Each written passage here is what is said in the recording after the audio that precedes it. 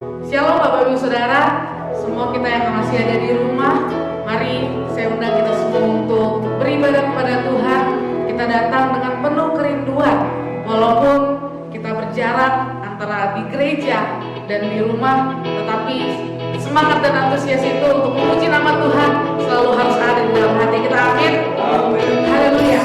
Pada pagi hari ini, mari kita angkat pujian dan penyembahan kita hanya bagi kemuliaan nama Tuhan. Terima kasih Tuhan.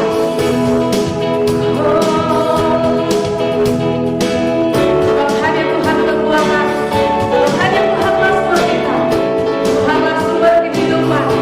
Sebab ketika kita datang kepada Dia, Dialah yang akan menyembuhkan kita dan menyelamatkan kita, telah menyelamatkan kita. Haleluya.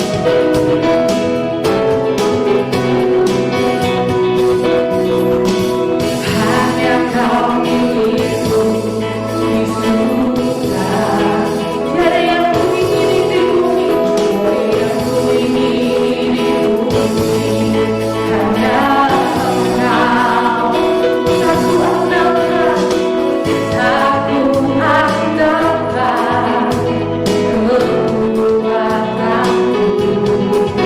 Namun pasti Kau tetap selamanya Allah sumber kuatku, Allah sumber kuatku, Allah sumber kuatku dan bagianku selamanya,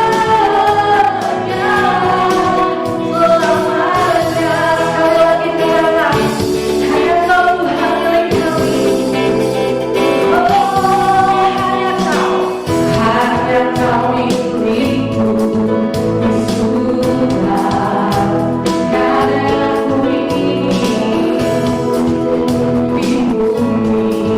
Hanya Kau, amin Tuhan, tak ku andalkan kekuatanku. Namun yang pasti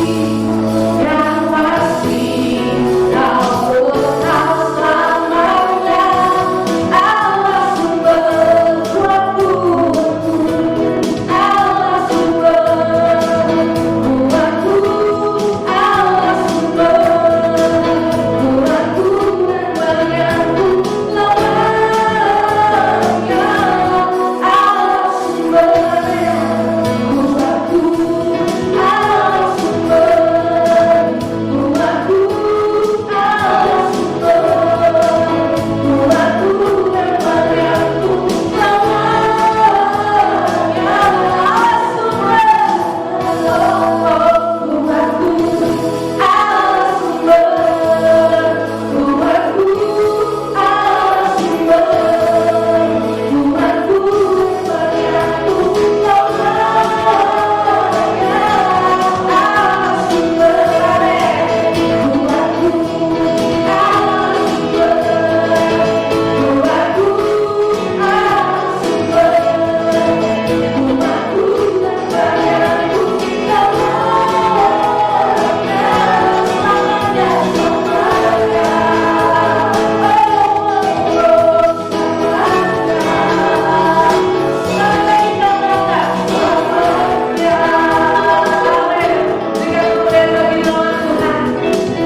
selamanya, kita masuk lebih dalam lagi di dalam hadirat Tuhan. Mari siapkan hatimu. Tuhan, kami mau mendengar suara-Mu Tuhan. Kami tahu Tuhan, hari-hari ini tidak ada pribadi Tuhan yang dapat menolong kami. Hanya Engkau Tuhan. Hanya kepada-Mu Tuhan kami meminta pertolongan. Sebab itu saat ini Tuhan, kami datang mencari hadirat-Mu Tuhan. Kami datang dengan penuh kerinduan, dengan segenap hati kami Tuhan. Terima kasih Bapa. Datanglah Roh Kudus di dalam setiap pribadi kami, di dalam hati kami, di dalam setiap rumah-rumah yang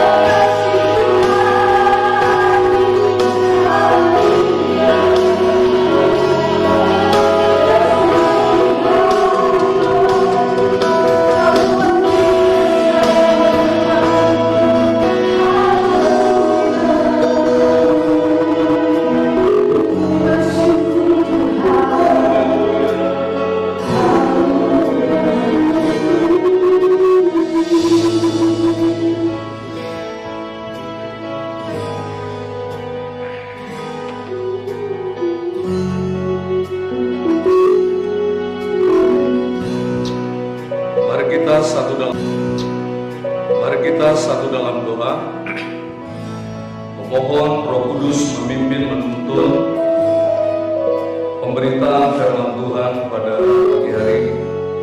Kita berdoa.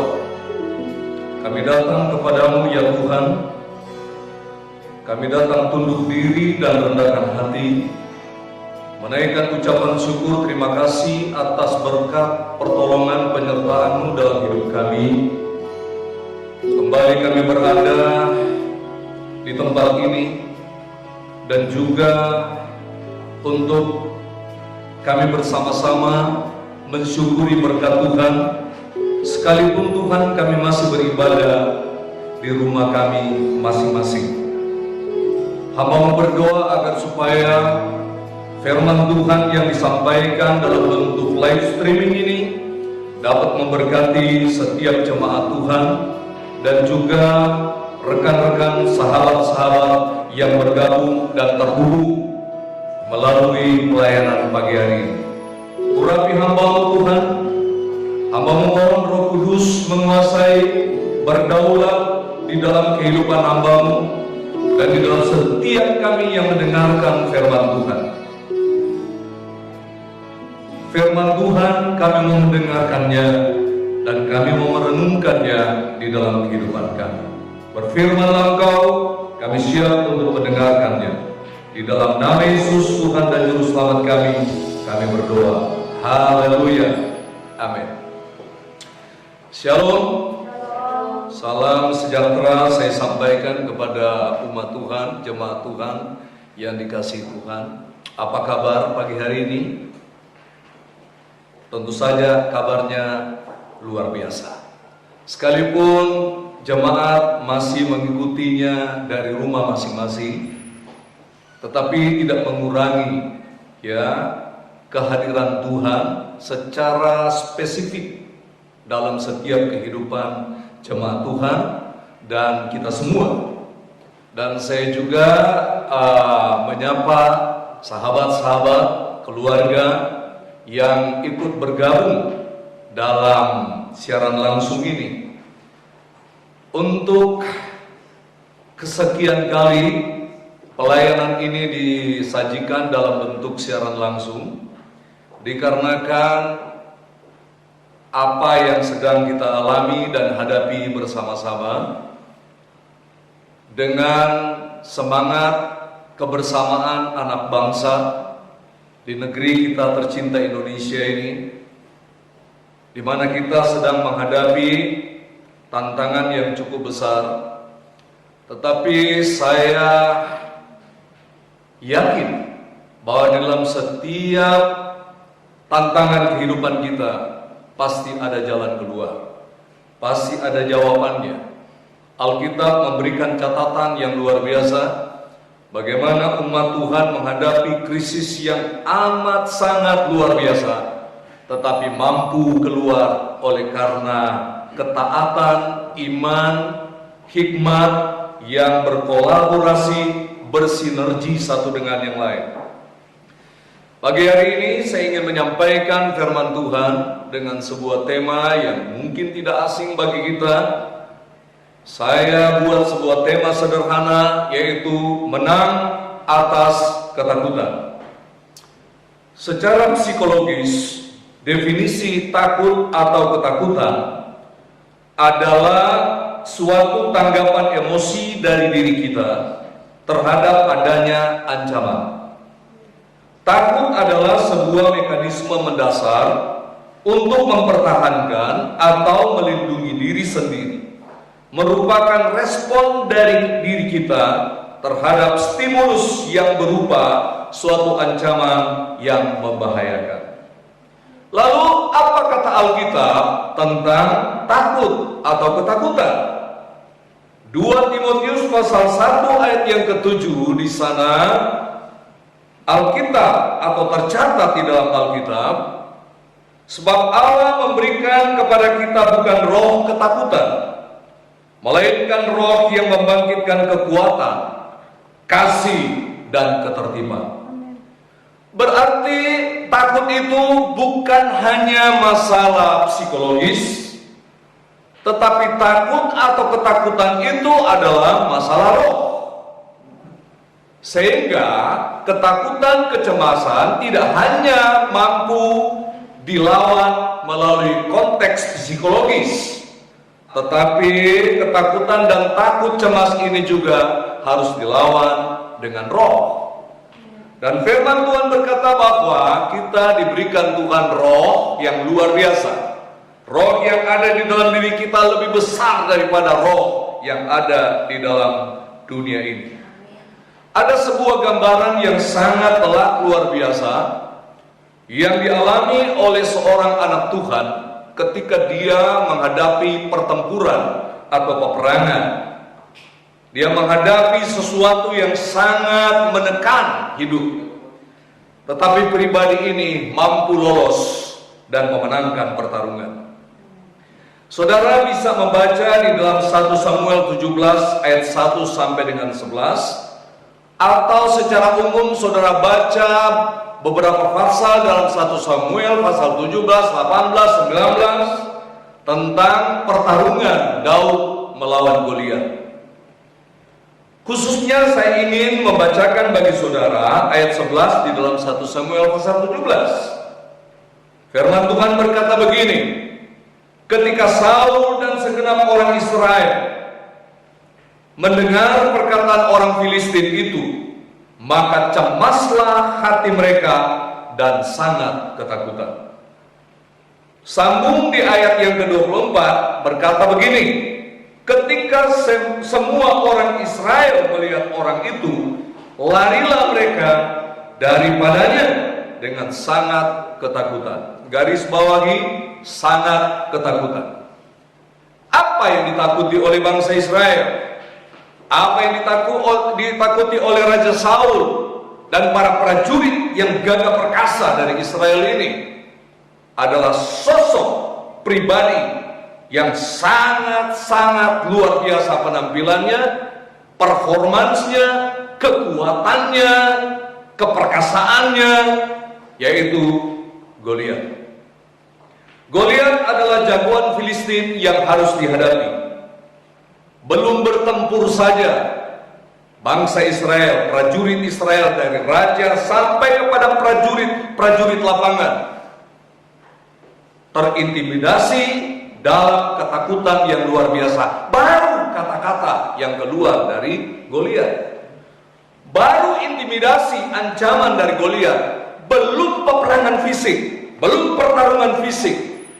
Namun bangsa Israel, dalam hal ini prajurit-prajurit Israel, sudah berada di dalam keadaan yang takut. Ketakutan nasional melanda bangsa ini terhadap satu sosok pribadi yang bernama Goliat. Bukankah kita juga sedang menghadapi ketakutan global? Bukan hanya menyangkut masalah negeri tercinta Indonesia ini, tetapi kita sedang berhadapan, dunia berhadapan dengan sebuah musuh atau satu musuh yang kelihatan, yang tidak kelihatan, yang kasat mata, yang dikenal dengan COVID-19. Saudara, bagian firman Tuhan yang sudah sedikit saya ungkit dalam pembacaan firman Tuhan tadi, ya, kita menemukan ada 4 tokoh utama sebagai pemeran dalam sejarah dan kisah cerita ini maksudnya. Keempat pribadi ini adalah, pertama adalah Saul. Saul adalah raja Israel, raja bangsa yang dipilih.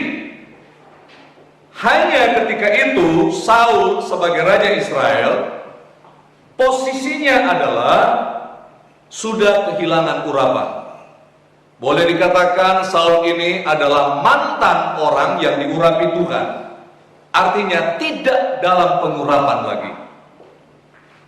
Yang kedua adalah Eliab, anak sulung Isai dan kakak kandung dari Daud. Sang jenderal yang luar biasa, yang memimpin pasukan Israel juga di sana, tetapi posisinya tanpa urapan, tidak diurapi Tuhan, belum diurapi Tuhan. Dan kemudian yang ketiga adalah Daud. Daud adalah tokoh yang diurapi Tuhan. Apabila Anda baca pasal sebelumnya, sebelum pasal 17, Anda menemukan bagaimana Tuhan mengurapi Daud menjadi raja Israel menggantikan Saul. Secara de jure, Daud sudah menjadi raja Israel, tetapi secara de facto Saul masih mempertahankan kedudukannya sebagai raja Israel. Seorang yang diurapi Tuhan, dia berada dalam kondisi on fire, semangat berapi-api, berkobar-kobar untuk menantang jagoan Filistin ini. Dan yang keempat adalah Goliat. Goliat adalah jagoan Filistin yang juga adalah musuh Israel dan anti urapan. Dia sangat memusuhi orang-orang yang diurapi Tuhan. Dan kemudian kita jumpai ada dua respon yang saling bertolak belakang. Respon Saul maupun Eliab sangat berbeda dengan respon Daud ketika menghadapi Goliat. Saul dan Eliab bersama prajurit Israel sangat ketakutan. Mereka dikuasai intimidasi Goliat. Mengapa itu terjadi? Karena fokusnya kepada Goliat. Fokus mereka tidak lagi kepada Tuhan sebagai Tuhan yang luar biasa, dahsyat, yang sanggup melakukan segala perkara. Mereka terfokus tertuju kepada sosok mengerikan yang ada di tengah-tengah lapangan pertempuran, yaitu Goliat, dan mereka terintimidasi di sana. Daud sama sekali tak gentar dengan intimidasi. Goliat bahkan dengan gagah berani menghadapi Daud, dan bahkan dengan gagah berani menghadapi Goliat. Kalah atau menang ditentukan hanya oleh dua jagoan yang mewakili dua kekuatan, Daud dan Goliat. Goliat, seorang yang hebat ini, adalah petarung yang sangat berpengalaman dalam medan perang, baik dalam perang secara kolektif maupun dalam pertempuran individual, satu lawan satu. Goliat berperawakan raksasa dengan tinggi badan berkisar 3 meter, lengkap dengan senjata dan pakaian anti senjata. Sementara Daud, jagoan Israel, tidak mempunyai pengalaman perang dan tidak mempunyai senjata dan pakaian anti senjata yang seperti dimiliki oleh Goliat. Tetapi kisah Alkitab mencatat bagaimana hebatnya pertempuran itu, dan pemenangnya kita tahu bersama. Kita tahu bersama sebagai umat yang percaya kepada Tuhan, siapa yang memenangkan pertarungan ini, Goliat atau Daud? Tentu saja adalah Daud. Kemenangan Daud karena Tuhan beserta dia. Tuhan sangat berkenan kepadanya. Dalam bahasa karismatik dikenal dengan istilah diurapi. Daud punya urapan, atau dia mengalami pengurapan yang luar biasa dari Tuhan. Ujian apakah kita diurapi atau tidak akan dibuktikan saat kita menghadapi tantangan dan goncangan dan intimidasi, atau badai kehidupan dalam bentuk apa saja, termasuk COVID-19 ini. Apakah kita diurapi ditentukan di sini. Kalau kita ketakutan, kita terintimidasi, kita menjadi cemas berlebih-lebihan, itu tandanya kita tidak dalam urapan. Orang yang diurapi, dia tidak akan takut kepada apapun juga dan kepada siapapun juga. Definisi diurapi adalah tidak bergantung berapa kali diminyaki dan berapa banyak minyak mendarat di kepala kita. Ukuran diurapi bukan diukur berapa kali kita diminyaki dan berapa liter minyak yang mendarat di kepala kita. Dalam konteks perjanjian baru, diurapi artinya penyertaan Tuhan atau perkenanan Tuhan atas hidup kita. Ketika Yesus mengutus murid-muridnya dan berkata bahwa pergilah, jadikan sekalian bangsa muridku, baptiskanlah mereka dalam nama Bapa, Anak dan Roh Kudus, ajarkanlah mereka seperti apa yang aku ajarkan kepadamu, ketahuilah aku menyertai engkau sampai kesudahan alam. Ini artinya pengurapan. Jadi pengurapan bukan banyaknya minyak yang mendarat di kepala kita. Kita harus tahu itu. Perjanjian lama memang namanya pengurapan itu selalu identik dengan diminyaki. Tetapi perjanjian baru tidak seperti itu. Perjanjian baru pengurapan adalah hanya dilakukan oleh Roh Kudus. Ketika seseorang penuh dengan Roh Kudus, dia berjalan di dalam Roh, dia melakukan kehendak firman, maka orang itu pasti diurapi Tuhan. Dan dia tidak akan takut menghadapi apapun juga. Dalam konteks sekarang ini, umat manusia sedang berhadapan dengan ketakutan karena wabah corona. Seperti bangsa Israel sangat ketakutan menghadapi Goliat. Miliki respon seperti Daud berespon. Dalam sejarah perjalanan iman Daud, ada waktunya dia konfrontasi seperti ketika menaklukkan Goliat. Tetapi di suatu waktu dia mengambil sikap menghindar atau tidak konfrontatif, seperti pengalamannya di Siklag. Ketika dia berada di Siklag, dia mengalami pertarungan batin yang luar biasa. Setelah dia memenangkan pertarungan melawan musuh, dia membebaskan orang-orang yang sedang dilawan oleh Filistin. Dia berhasil memenangkan pertarungan, tapi setelah itu dia mengalami pertarungan psikologis yang luar biasa. Ketika dia menemukan kenyataan bahwa orang-orang yang dia tolong mengkhianati dia. Dan kemudian ketika dia harus berhadapan dengan musuh, dia bertanya kepada Tuhan, apakah harus aku berperang melawan mereka? Tuhan memberikan jawaban kepadanya yang dia laksanakan karena dia mendapatkan pewahyuan dari Tuhan bahwa dia harus mengasingkan diri, menghindar dari konfrontasi itu.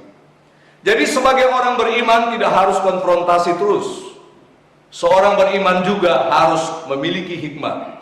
Kapan dia berlawanan secara langsung, kapan dia konfrontasi, kapan dia menghindar. Di dalam sejarah perjalanan bangsa Israel ya diwarnai oleh dua model kekuasaan. Satu adalah model Daud. Segala sesuatu diselesaikan dengan operasi militer. Ketika ada ancaman dari luar negeri ataupun ancaman pemberontakan dalam negeri, militerlah bahas. Jadi ada waktunya kita konfrontasi. Tapi sekarang kita harus ada di rumah. Itulah bijaknya, itulah hikmatnya. Nah, saudaraku yang kekasih di dalam Tuhan, perlu kita ketahui bersama bahwa apa yang dilakukan oleh Daud harus menjadi pelajaran bagi kita. Ketakutan secara global sedang melanda dunia ini seperti yang saya katakan tadi. Hanya orang yang diurapi Tuhan yang mampu berjalan dalam situasi ini. Presiden kita Indonesia, Presiden Joko Widodo mengatakan bahwa kita harus menanggalkan kecemasan yang berlebih-lebihan. Memang benar bahwa COVID-19 tidak terlalu berbahaya dibanding dalam intimidasi di balik COVID-19 ini. Terlalu banyak berita yang masuk melalui gadget kita. Sulit untuk kita mempercayai. Dalam hal ini bagaimana berita-berita itu mengintimidasi orang. Makin lama makin takut. Untuk itu, ketika Anda mendapatkan berita-berita seperti itu, lebih baik disaring sebelum direnungkan. Nah, saudara-saudaraku yang kekasih di dalam Tuhan, rasa takut membuat kita tidak dapat melihat kuasa Tuhan. Bahkan rasa takut mampu membunuh semangat iman kita. Ya, Elia seperti yang saya katakan minggu-minggu yang lalu, dia adalah seorang yang hebat, menang melawan nabi-nabi Baal, tetapi dia tidak jaga diri. Dia tidak isi ulang urapan Tuhan dalam dirinya. Sehingga hanya dengan ancaman Isabel, dia lari terbirit-birit. Dari mana asalnya ketakutan? Kalau kita belajar pada Elia, ketakutan itu datang dari sebuah pendengaran. Pendengaran oleh karena intimidasi Isabel. Sehingga Elia takut dan lari. Iman datang dari pendengaran dan mendengarkan firman Kristus. Untuk itu marilah kita lebih sering mendengar firman, lebih sering membaca firman daripada mendengarkan berita-berita mengerikan yang ada di luar. Sekali lagi, ketakutan membunuh keyakinan kita akan Tuhan. Ketakutan membunuh hikmat sehingga kita tidak bisa lagi berpikir rasional. Nabrak sini, nabrak sana, konfrontasi tanpa hikmat, akhirnya hancur. Beberapa tempat agak sedikit bandel, sudah dibilang tidak boleh berkerumun. Sudah diberitahukan supaya tidak boleh ada jumlah orang melebihi ketentuan. Dilanggar juga. Akhirnya setelah dicek positif COVID. Dan kita tidak mau itu terjadi. Saya berada di ruangan ini hanya ditemani oleh beberapa orang saja. Bukan sebuah kerumunan besar. Tetapi saya percaya bahwa Tuhan sangat mengasihi kita. Di dalam 1 Yohanes 4 ayat 18, di dalam kasih tidak ada ketakutan. Kasih yang sempurna melenyapkan ketakutan. Sebab ketakutan mengandung hukuman. Dan barang siapa takut, ia tidak sempurna di dalam kasih. Sekali lagi, saudara, saya pasti nggak takut dengan COVID-19. Ya, kita hanya takut Tuhan. Tetapi jangan konfrontatif, jangan melanggar dan menabrak aturan yang sudah diatur oleh pemerintah. Pastikan hidup kita diurapi Roh Kudus. Karena urapan Roh Kudus akan membuat kita menjadi berani menghadapi segala situasi yang mengerikan ini. Rasul-rasul yang dipenuhi Roh Kudus adalah rasul-rasul yang diurapi, sehingga sangat berani menyatakan jati diri mereka sebagai orang yang memiliki iman sejati. Buktikan iman kita di tengah-tengah situasi ini. Bukan konfrontasi, bukan melawan arus, tetapi ikutilah apa yang sudah firman Tuhan sampaikan melalui pemerintah yang diberikan mandat. Selama kita harus berdiam di rumah, lakukan itu. Saya sangat tertarik sekali dengan Bupati Bolang Mongondo Timur punya orasi ketika dia mendatangi masyarakat, memberitahukan kepada mereka betapa bahayanya ada di luar rumah. Dia memberikan arahan-arahan yang luar biasa, yang cukup membuat saya lucu mendengar ini ketika dia berkata, bapak-bapak yang sudah berkeluarga, yang punya istri, nggak usah keluar rumah. Di luar rumah sana banyak ada corona, sedangkan di rumah cuma ada kolombeng. Saya ketawa terbahak-bahak. Saya tahu apa maksudnya. Dan orang-orang dewasa pasti tahu ini. Saya bersyukur sama Tuhan. Kita mempunyai orang-orang hebat seperti ini. Dalam arahannya dia berkata, tinggal di rumah, selamat. Keluar rumah, masuk rumah sakit. Ya, tetap bandel, tinggal kenangan. Nah, ini penting untuk kita simak bersama-sama. Jangan kita berpikir kita masih ada di daerah aman. Kita berada khususnya di ibu kota Jakarta ini adalah zona merah.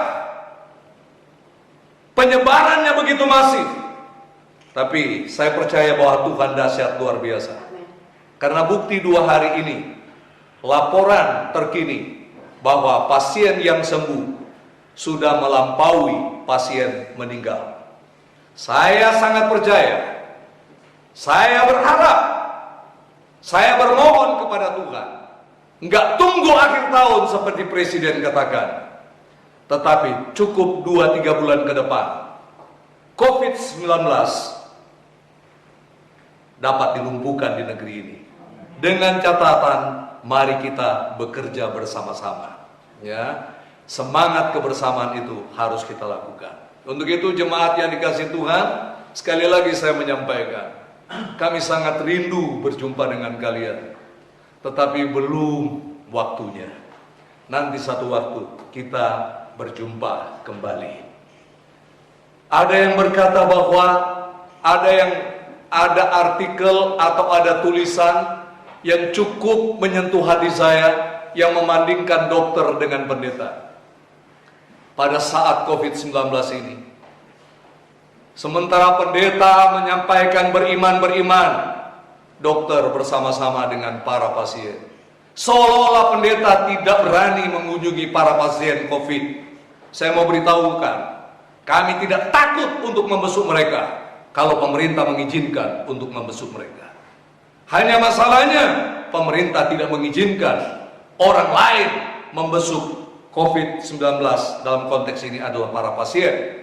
Hanya dokter, suster, dan tenaga medis.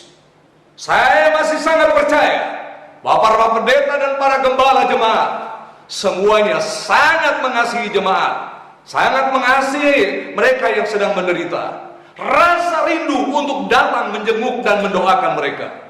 Tetapi ini ketentuan, tidak boleh dilawan.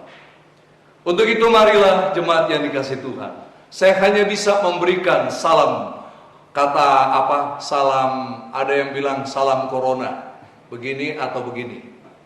Nggak bisa lagi salam jabat tangan dulu. Kita jaga diri, social distancing, physical distancing. Saya bersyukur sama Tuhan, karena hampir 2 minggu ini kami menerapkan physical distancing di rumah. Istri saya di kamar 1, saya berada di kamar 1 kalau tidur di malam hari. Mungkin lucu, tetapi kayaknya ini perlu kita renungkan bersama. Kita tidak ada apa-apa, belajarlah untuk menjaga kebersihan. Belajar semuanya ini.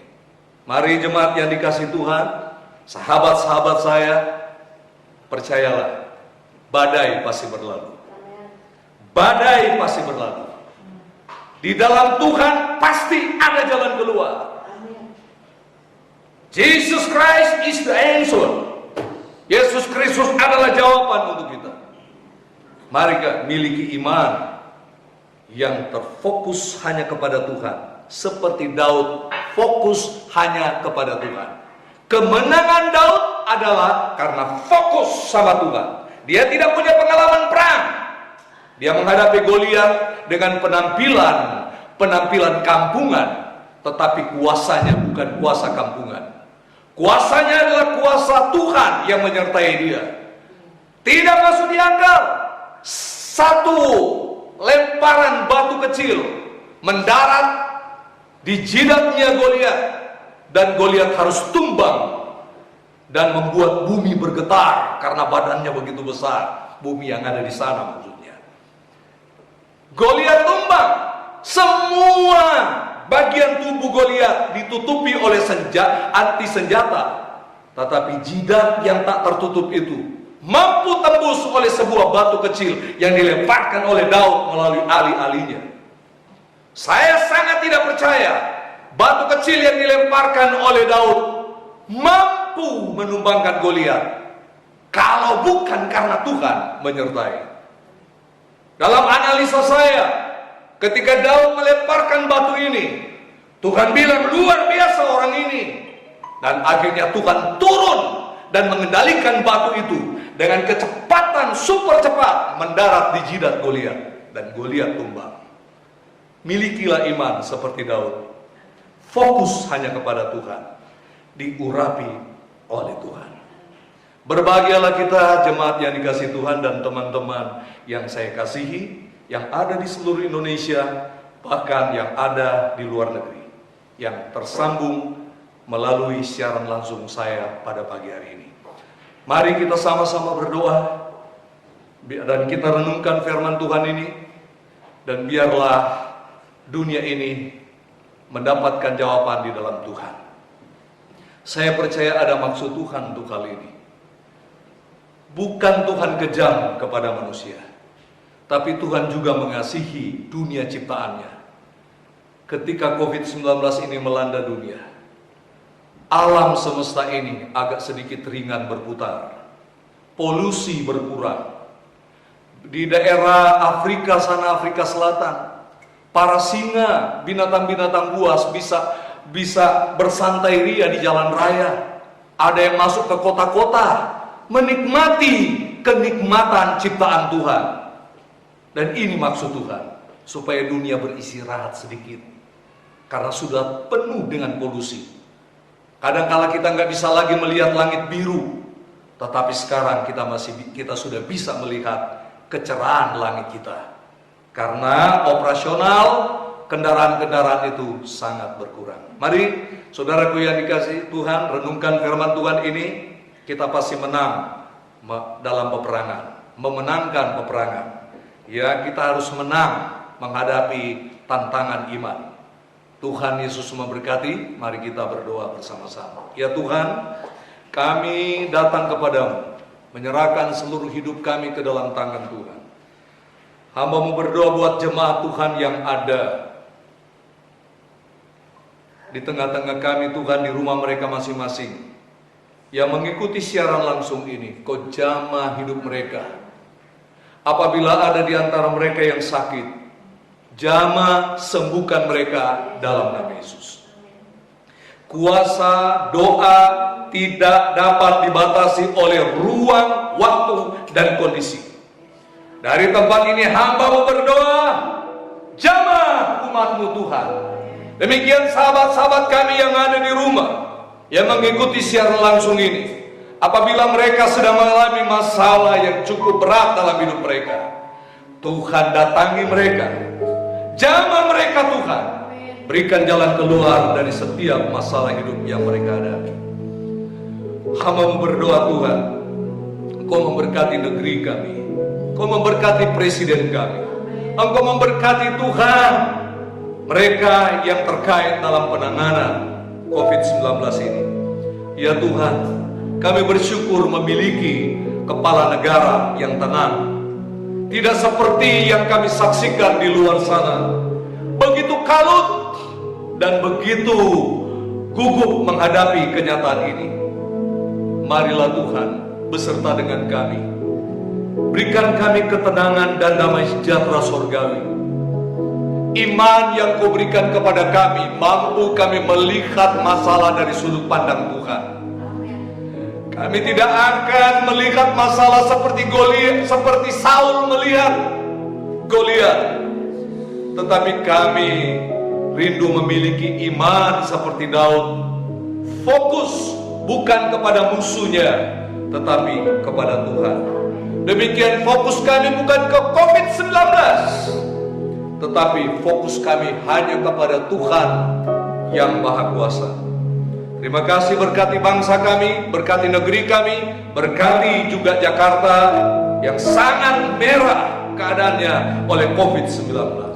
Berkati juga daerah-daerah, sudah 200 sekian kabupaten kota juga masuk Tuhan. Tidak ada provinsi di negeri ini yang tidak diserang oleh COVID-19 ini. Tapi kami percaya bahwa Tuhan sedang merendah, Tuhan sedang merancang sesuatu bagi negeri kami ini menjadi negeri yang luar biasa, diberkati oleh Tuhan. Terpujilah nama-Mu Tuhan atas semua berkat dan kasih karunia Tuhan. Jemaat yang dikasihi Tuhan dan sahabat-sahabat, kita akan mengakhiri, tapi sebelumnya kita akan menyanyikan satu pujian sebelum kita menerima doa berkat.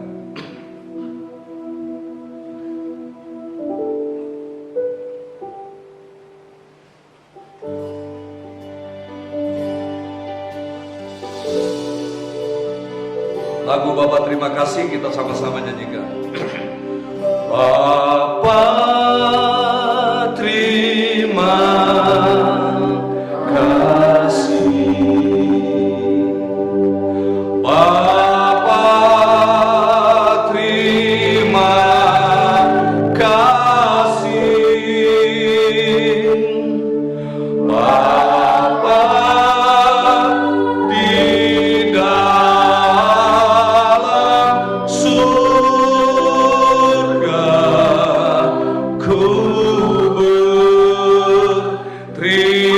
terima kasih. Mari kita fokus kepada Tuhan, pandang Tuhan, terima berkat daripadanya. Anugerah yang maha besar dari Bapa di surga, cinta kasih sayang Tuhan Yesus Kristus, persekutuan penyertaan Roh Kudus akan menyertai kita, memimpin menuntun kita dari hari ini, besok, hari-hari yang akan datang, bahkan menuntun kita bersama-sama melewati masa-masa sulit ini. Dalam nama Tuhan Yesus Kristus kami berdoa mengucap syukur dan kami mengakhiri ibadah siaran langsung ini. Haleluya. Sama-sama kita katakan amin.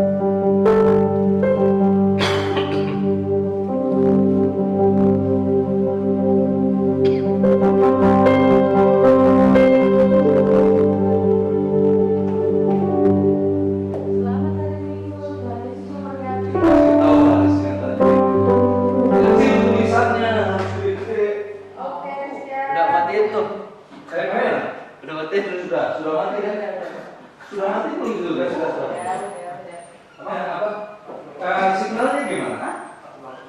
Tergantung kita bagus di sini Pak. Tergantung ini. Lah maksudnya yang penting di kita ini. Kita bagus.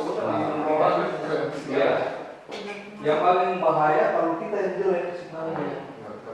Karena mereka kan kalau signal bagus mereka bisa minta kirim ulang rekamannya. Tapi kalau udah kita yang keok, Jadi bisa lihat siaran online ulang lagi. Oh tinggal itu yang lupa dimatiin. salah.